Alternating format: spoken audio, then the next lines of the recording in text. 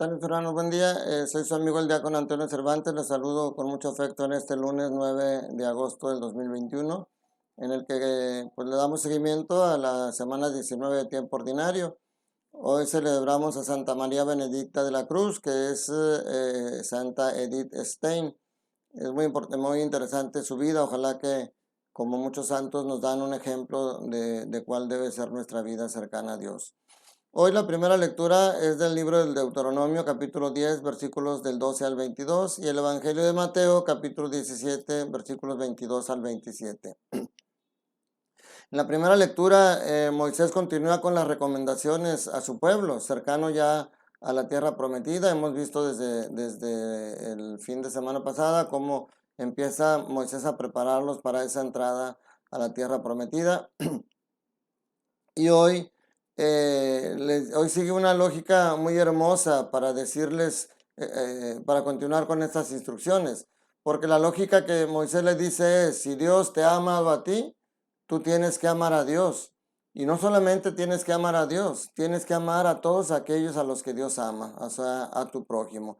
Aquí nos dice, le dice Moisés a su pueblo y nos dice a nosotros, Dios, que es el Señor de todo, es el creador de todo el universo, es el dueño de todo lo que hay, solamente te eligió a ti para iniciar, solamente con tus padres hizo esa alianza de amor para, para ser el pueblo elegido con el que iniciaba el proceso de salvación para el mundo.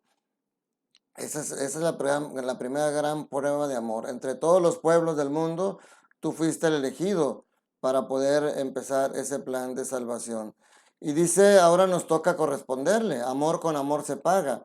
Y así como dice, así como Dios protege a la viuda, da justicia al huérfano y a la viuda, ama al forastero y le da pan y vestido. De esa misma manera, es lo que les decía, a esas personas que Dios ama y que Dios protege, tú estás incluida en ellas, pero no nada más tú, también todos tus hermanos. Por lo tanto, lo mismo que Dios hace por ti, tú tienes que hacer por tus hermanos. Aquí dice Moisés cinco conductas también muy concretas que deben de ser derivadas de ese amor. Primero, dice que temas a tu Señor, pero el temor de Dios, recordemos que no es tenerle miedo a Dios. El santo temor de Dios es tener miedo fallarle a Dios, es tener miedo perder su amor, es tener miedo alejarnos de Él. Ese es el santo temor de Dios que nos recuerda hoy. Otra dice que cumpla su voluntad, o sea, sabiendo que lo que Dios solamente quiere lo mejor para ti. Dios nunca va a pedir que hagas algo que sea contrario a tu bienestar, contrario a tu felicidad. Por lo tanto, si tú cumples su voluntad, realmente estás trabajando por tu felicidad.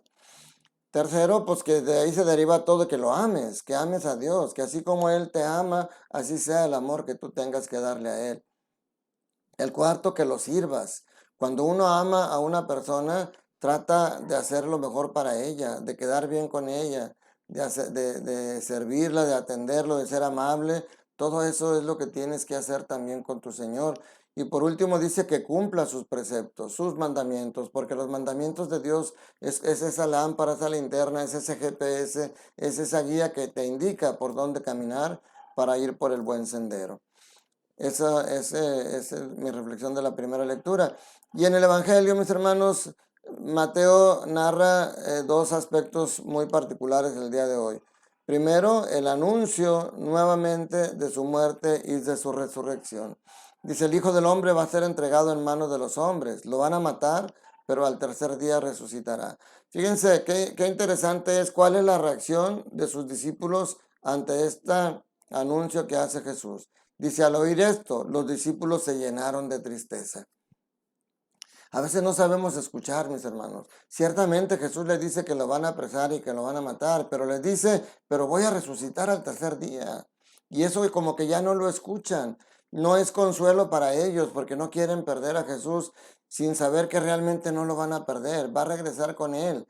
Eso lo vivimos nosotros hoy en día en la muerte de un ser querido.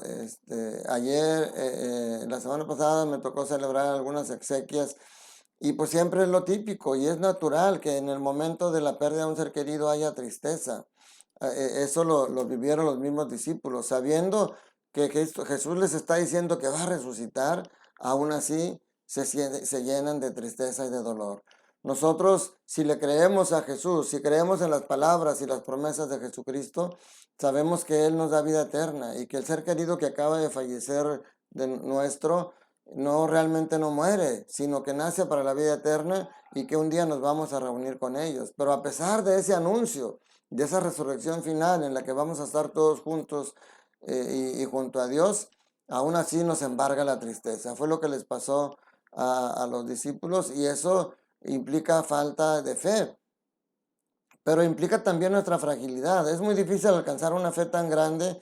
Yo les decía que hace unos meses murió la mamá de un sacerdote muy querido y cuando alguien se acerca, la mamá murió de 92, 93 años, y cuando alguien se acerca y le dice al padre, padre, lo siento mucho, el padre le dice, ¿por qué? No hay nada que sentir. Al contrario, hay mucho que agradecer.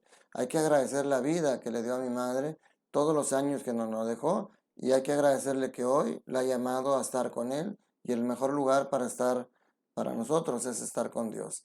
Es difícil alcanzar ese nivel de fe, pero es al que debemos de aspirar. El segundo punto que nos habla el Evangelio nos presenta el pago de impuestos al templo. Fíjense, este es diferente de lo que hacía Mateo, Zaqueo y toda la gente que dependía de él. Los publicanos cobraban impuesto para Roma. Aquí es otro tipo de impuestos, es un impuesto para el templo.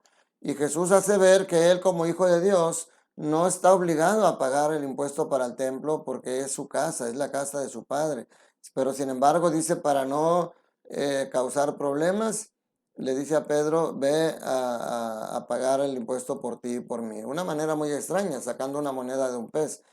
Pero aquí Pedro nos hace ver que Jesús cumplía cada año el pago de este tributo al templo, porque cuando le preguntan que si su Mesías no lo hace, él dice que sí.